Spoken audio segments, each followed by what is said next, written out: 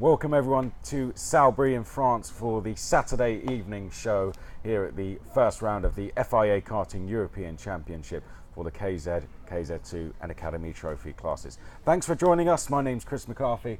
Alongside me, Guillaume Alvarez. For the next 10 minutes, we're going to be summing up what's happened during the heats that we've seen today. 18 races we had in total. For the KZ drivers, they had 2 heats each. Likewise, the Academy drivers, but for our KZ2 drivers, they had 4 heats each. So there was 12 races in the KZ2 category alone today. Guillaume, first of all, your general reflection of the day. Another fantastic day for weather, fantastic day for racing as well.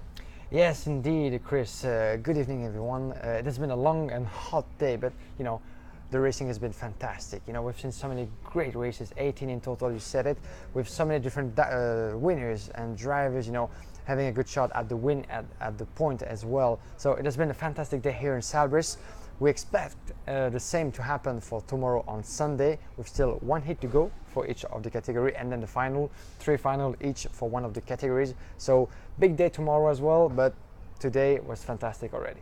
Well, it's a lot to pack into one show, so let's get straight into it. We're going to start with the KZ class, of course, the headline class here at round 1. So let's look at the racing in a little bit more detail. We had the press conference earlier this evening where we had 3 drivers, the 3 top drivers from each category as it stands come in. For that, we saw Jorik Pex in a press conference for the second time this weekend. He, of course, took both wins in his heats today, Guillaume. Jorik Pex, at the moment, looking a little bit unbeatable, but one thing that was interesting was in the first heat, he didn't get a good start. He was starting on the inside of the track, off the racing line. Got a lot of wheel spin off the start. Fabian Federer went straight past. So he decided to switch over to the outside. Do you reckon that he'll do that again tomorrow? He says he's going to do it again tomorrow. But do you think he's making the right move there?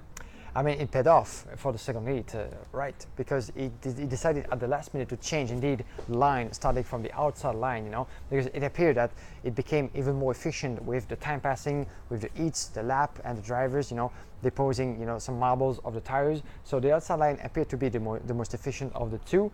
It paid off because he won the second heat from starting from this position. Pole sitter, of course, but on the outside. So yeah, I think it could be a nice and interesting choice to do, strategically speaking, of course, for tomorrow. It showed us today that it paid off, so why not doing it then tomorrow? So we should expect him to do that again, but it paid off. So Jorik Pex, you know, twice winner today. And yeah, it was the first time and the only time that we saw that today. It's worth mentioning, of course, about this, because the tires have been behaving, you know, quite hard for most of the drivers, considering the conditions. The meteo has been very hot here in Salbris. They all have to manage the tires all day long and for tomorrow as well before getting into the finals. But you know, considering the perfect line for you know, starting the day as Jorik Pex did, was quite a good idea. Well, let's keep going because, of course, time is running short here at Salbris. Want to talk about Fabian Federer next. A pretty decent day for him, second place, and well, he was second, of course, in qualifying. In the second heat, he took a 4th place, so pretty decent day for him. But he was beaten, of course, by a couple of drivers we're going to go into now. Yes, including Marco Ardigo, of course. One of the top names in this category, was third, namely on the podium in the first heat, then got as well quite a good result in the second heat. So Marco Ardigo, once again, a name to keep an eye on for tomorrow. Then we had some big incidents, didn't we? Anthony Abbas getting taken out, if you like, by Manon Kremers. I don't want to say that as in Manon Kremers was the one that caused it, but he was the one who unfortunately made the collision with Abbas, taking those 2 out. So 2 big names dropping down the field. And we also had Francesco Salenta involved in an incident as well. So some drivers with some work to do tomorrow for sure there. As I believe now we are going to move on into the Academy Trophy class. This one, a brilliant class to follow all day, wasn't it? The move of the day came in the Academy Trophy class, and it came from Kobe Pauwels in his second heat, where coming into turn 10 on the last lap, he went all the way around the outside of Sami Megatunov to take the win. It was a fantastic move, wasn't it? Yeah, we thought in the first place that Sami Megatunov, having won the first of the heat, you know, was going to be able to, you know, hold on to the first position. And then we had fantastic final, as you said, with Kobe Pauwels, you know, taking the lead and taking the victory in the later stages of the race. So quite, an impressive demonstration today from the Belgian driver, who won twice in the 4 heats that we have in this category. But still, Fabian Federer, it's worth mentioning, was the pole sitter yesterday. He won as well, was second in one of the heats behind Kobe Powers. So once again, a name that we're gonna want to watch for tomorrow. Fabian Federer is second year in the category and certainly a contender for the win. Suleiman Zamfari got quicker and quicker as the day went on, but one of the winners was Mari Boyer as well, who took a heat win.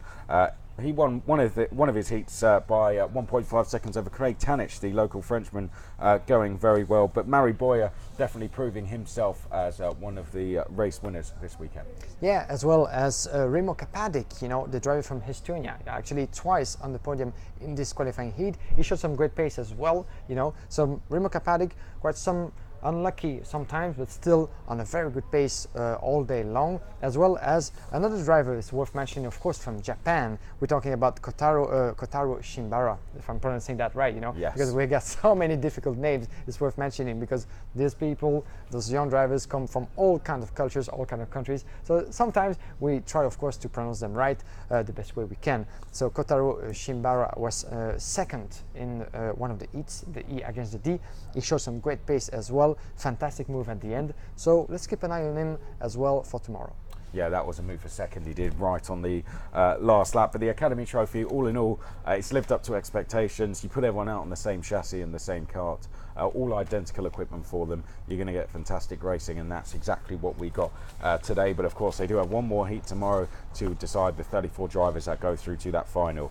Okay, KZ2, we had 12 heats, as we said, to go through. Each and every one of them would take far too long. So we're going to try and talk about some of the major talking points. I think first I want to talk about tyres. Now, we had a lot of drivers today who, a lot of incidents, in fact, that will lead us on to our next point. A lot of incidents today, which meant drivers not finishing races. But when they did that, the next races, they were absolutely flying for the field, including Jean Nomblot at the end of the day, who won his fourth heat, by 1.8 seconds from 16th on the grid.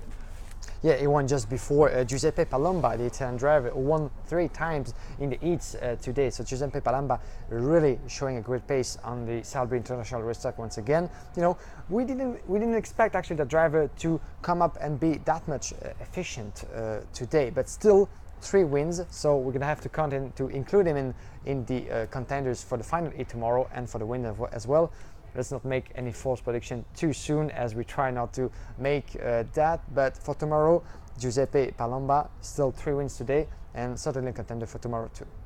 Yeah, I mean, we had a lot of incidents though, didn't we, in the KZ2 class, which was a shame, really.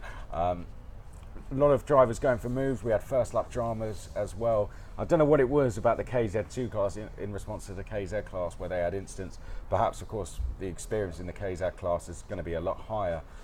But I think what Riccardo Longhi, who we'll talk about as well, said in his press conference, he took wins today, Riccardo Longhi.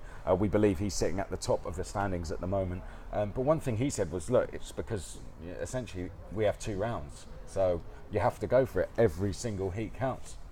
Yes, indeed, as much as Adrien Renaudin did. One of the winners in these 12 qualifying heats that we had for the KZ2 category, Adrien Renaudin, as well as Enzo Valenti. One of the names that we didn't expect at such a level, but he showed some fantastic pace and did some maneuvers, some overtaking maneuvers over the day that were quite impressive. Yeah, we also had the likes of Guillaume Lay, Pierre Loubert also flying the flag for France. Likewise, Hubert Petit was another one. We spoke about Riccardo Longhi as well. But Guillaume Lay, definitely, he's a very fast starter, Guillaume Lay. One thing I would say, even if he's starting 10th, he could be in 4th coming down the back straight there in towards turn 5 for the first time. But overall, I mean, do you see anyone going into tomorrow as a clear favourite? Because for me, not just yet. I think there's 4 or 5 drivers in the mix for the win, but then you've got to, that might not include some of the drivers who are perhaps preserving tyres and so on. But is there anyone that comes out? One name that comes out? Difficult to say. Longhi has shown some great pace today, but still, we don't want to point any name, because this category is so open, so diverse of talents that we might have surprises tomorrow as well. So, better no table. So let's wait for tomorrow. Well, that sums up our evening review then. I hope you've enjoyed watching it. Don't forget to join us live tomorrow for the remaining heats and finals on CIKFIA.tv.